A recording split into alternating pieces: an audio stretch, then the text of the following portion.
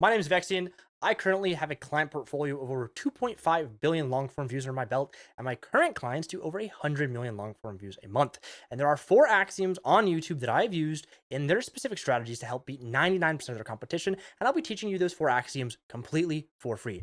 Starting out, what are the 4 axioms of YouTube? Well, there are 4 ways to essentially win the game of YouTube, and the way that you can win the game of YouTube is you have to define what your win condition is. Whatever your win condition is, there are 4 ways to potentially reach it on top of multitudes of strategy and layers of intricate understanding of YouTube and the algorithm, human psychology, etc. And those 4 ways to win are doing things more, doing things better, doing things differently, and doing things first. Let's talk about doing things first. So if I do something first, let's just zoom in here. So do first, right? That is the first axiom. And the first axiom of doing things first is having first mover advantage, right? So if I have first mover advantage, and I'll do ADV here. What that allows me to do is because I have first mover advantage, no matter who else comes second, it really doesn't matter unless they do one of the other 4 axioms.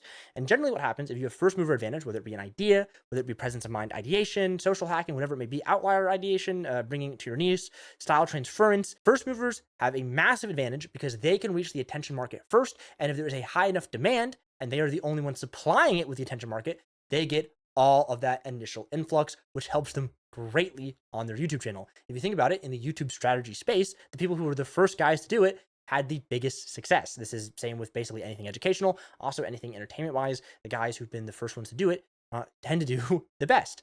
So next up, after do things first, you can do things better, right? I can do things better. And this is going to give you the advantage of quality. Now you might be asking, what is the advantage of quality? Well, maybe I can't be the guy who came in first, but maybe I can beat him in quality. What if I spend twice the amount of time on doing a specific thing and people will watch me because I just have the better product? That's in theory. That's not always the case, but generally, if you do make better quality videos, you will be rewarded for your efforts. Mr. Beast has a saying where it's like, increase the quality of your video by 2 times. You're not going to get 2 times the amount of views. You're going to get 10 times the amount of views, right? It's exponential. So in this case, if I put more time and effort into researching a topic, understanding things, I'm going to get more views. And if you look at someone like April and Alter, to again use the YouTube education space as an analogy, she, in my opinion, has some of the best educational videos because it's the best quality. She's done things better, and because she's done things better, she's able to reap the rewards as known as the woman who does things the best. And another way that you can win is another way that she wins is she does things differently. The third axiom to win on YouTube is do things different, right? And what I mean by this is, well, what if I can't do things better, right? What if I struggle? Oh, that's struggle to do things better. What if I don't have the time to commit to the quality? What if I don't have the skills to understand how to like edit things in, whether it be Premiere, Photoshop, etc. for thumbnails? What if, I just kind of suck? But what if you had a good personality? What if you could crack jokes? What if you were good on camera? What if you had a unique value proposition that no one else had? Maybe you are a YouTube educator for a specific language market. Maybe you're a YouTube educator for a specific subset of YouTubers. Maybe it's just business people, for example. What you can do then is do things differently by either attacking a different audience or by having a different presentation or having different value to provide to the table. The way I plan to potentially win the game of YouTube and get more clients through these videos, and I'm doing things differently. No one can talk about what I can talk about because I'm one of the best in the world. I have my very own unique experiences. The way that I look at YouTube is very different. So I'm doing things differently in hopes that it'll work for me because these are the 4 axioms I've come up with and I find them to be true over the last 6 years and 2.5 billion long form views. I've never seen any deviance or variation in these. So by doing things differently, you can leverage the fact that you are different. Wow. Kind of relates to Dan Koh's, you are the niche, where it's like, yeah, everyone is different and therefore you can actually be the niche, right? I'm also just spelling this terribly wrong. I did drop out of college, so keep that in mind. Yeah, so you can do different things and that can have different value propositions. For example, there's a bunch of different entertainment YouTubers. You've got Mr. Beast, you've got Eric, you've got Matthew Beam, you've got Ryan Trahan, you have Preston Goes, you've got the guy who eats Nick Giovanni, you've got Will Tennyson, all like are technically different entertainment YouTubers, and they are doing differently things. But the core group of like Mr. Beast, Ryan Trahan, and Eric all do different things. Where Ryan Trahan focuses way more on the storytelling.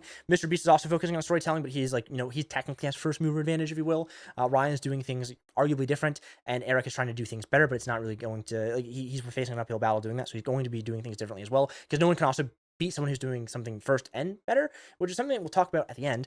And the last thing of doing things first, doing things better, doing things differently is my 4th axiom, which is doing things more. So 4 is doing more. So I have do different, which is do more, right? Do more. And by doing more, it allows you to do just be there 24/7, be there 24/7, right? You can do things 24/7. So by doing more, you have way more output. And the reason why you have way more output is going to give you more reps consistently. You're going to be in front of people more often, which is great. And you can also take advantage of the fact that the guys that are potentially doing it differently and doing it better, these guys might take long, right? These guys might take long. If you do more, because you're doing more, you have to be intrinsically faster to do things to output more. And if you output more, you can take advantage in the gap in the market where it takes long, where the supply does not meet the demand. There's an imbalance here. There is an imbalance here in the supply and demand because these guys might take long. Now, the do differently guy can also do more. We can talk about that in a second. But there's a fifth axiom that I want to talk about, which is not what I consider a true axiom, but a potential axiom. And I'll let you guys explore that yourselves, which is potential axiom is axiom number 5, which is do longer. Do longer. Now, here's the issue with do longer is that doing longer is not, I would say, an axiom. The reason why potentially doing longer is not an axiom, like do first, which gives you first mover advantage, do better, which is a quality advantage, do differently, which is a value proposition advantage, or do more, which is a consistency advantage. Do longer is none of those things. It's potentially a time advantage, but if you do longer but don't get better, it doesn't really matter. If you do longer and you're not necessarily different, it also doesn't really matter. If you do longer and you're not doing better, it also doesn't really matter. And if you do longer but you're still not first, it also doesn't really matter. So you can do longer in every aspect of a thing and it won't matter. It won't have any tangible impact potentially. But the thing that might give you the advantage of doing longer is that you will have more knowledge, and more knowledge will allow you to be different, because if you have all this knowledge for doing something longer, then you can be fundamentally different or fundamentally better in terms of the quality of information you provide. Being better doesn't just mean video editing. It could also be script writing. It could also be conveyance of information. It could be knowledge. It could be any of these things, which is like what Simon Squibb did with this fantastic video here, which he made a video, which was 30 years of sales knowledge in 28 minutes. There's or actually the better one is 30 years of business knowledge in 2 hours and 26 minutes. Now, obviously he's been doing stuff on YouTube forever, but he's probably been doing stuff in business way longer. And I wouldn't say this is like a crazily edited video. It's just better quality information, which is why people watch him. It's also the same reason why people watch Alex Hormozi. He does things differently. He also does it better, and he also does it more. And that's the last thing I want to talk about when it comes to the axioms. And I'll cross that 5 because I don't think it's a true axiom.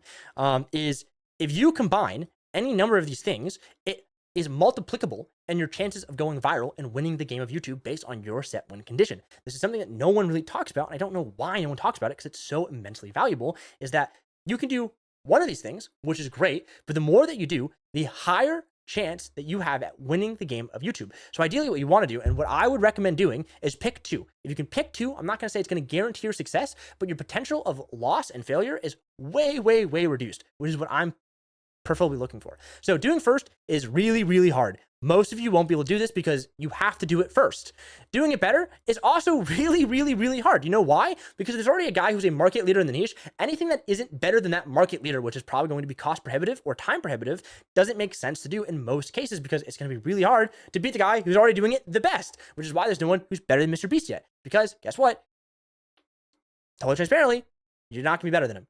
So this is also not going to work for most of you. It can, depending on the saturation of the niche, which is, again, something that you'll have to experience. But what I recommend is do different and do more. Now, for someone like April Lynn, she does better and she does different. And that allows her to win. But if you did something different and did something more, you would also potentially win. If you did something first and it was better, it was just the first thing to the market and it was the best of that thing, guess what? You'll also win. If you do any combination of these, if you do all 4, you win. Potentially, it's going to stack the deck in your favor. And this is how I potentially look at YouTube when I go into a market. So, for example, with Couch Co-op on video essays, we were the first channel to dedicate our channel to FPS video essays, which was really good. And the second thing we did on the channel is we just did it differently. We didn't do it better. It's really hard to beat the guys who have massive personalities, who've been doing it forever, who have all this intricate knowledge, who can do better, but we can do it differently. And we can also do it first, which also stack the deck in our favor in order to win. Now, I did also say something that is pretty interesting in terms of the do more or the do longer. Does it make sense? PewDiePie's been doing YouTube forever, and I wouldn't say he's had the same amount of success as Mr. Beast, but Mr. Beast has done more, done different, and done better, and he's won. Now, it's a little bit of a different ball game. They don't really have the same goals, and their ideas or definitions of winning on YouTube is definitely changed. But the game of YouTube is fundamental in the sense that if you do longer, it doesn't always mean success. If you do these things, arguably, it actually will lead to success more consistently, and doing longer can be a byproduct, or rather have some knock-on effects in the other 4 categories, the other 4 what I would define as true axioms of YouTube success and winning the game.